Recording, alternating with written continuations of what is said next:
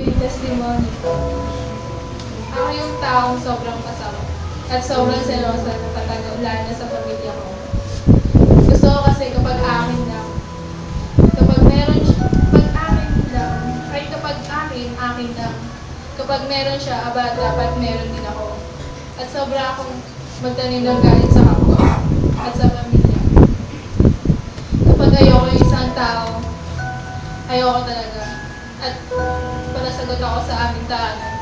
Sa kaibigan ko naman, traitor ako. Sa mga kaibigan na hindi ko kasundo. Mahilig ako makipag-away lalo na kapag tropa ko yung pinag-uusapan. Di ba na ako masaktan, wag lang sila. Kapag makikipag-usap ako sa mga tropa ko, malakas at hindi nawawalan ng yung bad words. Sobra pa akong gala. Oo lang ako ng oo. Basta gala. Di ko iniisip kung mali ba o tama ba. Kapag pinag-uusapan sige, bad trip ako. Tapos iiwas nasa isip ko lagi, kung laba ko ni God. Bakit ako ganito? Di ako naniniwala dyan. Hanggang di ko nakikita. Total dami ko ng kasalanan. Ito lang po. Sa edit, hindi naman ako pagpagsak. Sagad-sagarin ko na ang paggawa ng masama at ang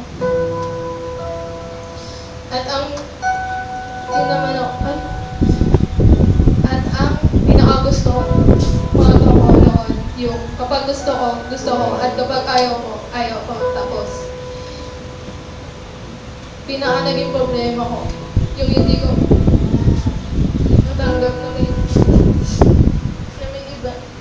may iba si Ma. Doon ako masyadong nagdamdaman sa mahalaga ko. Feeling ko kasi hindi niya ako feeling ko pinapabihan niya ako. Lagi ko sinasabi sa sarili ko, yan, si Mama, nagpapasakit at nagpapamali. Kasi feeling ko, sarili na inisip niya, nagpapalik ko na lang yung tama. At ako, laging mali.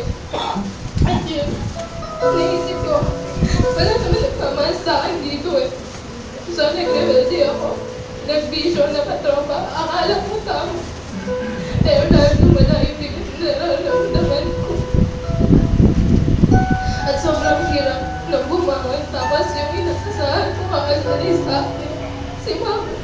Siya ba yung nagmahal sa mga ko. Sobrang sakit. Pero sa kabila ng pinagdaanan ko, God was so good. Sobra yung napag-encounter ako. Grabe yung binago sa akin ng Panginoon. Na-realize ko, mali lahat ng dati kong ginagawa. At yung inakala kong wala lang. At di epekto yan. Wow, talaga yung buhay kong napakasalanan.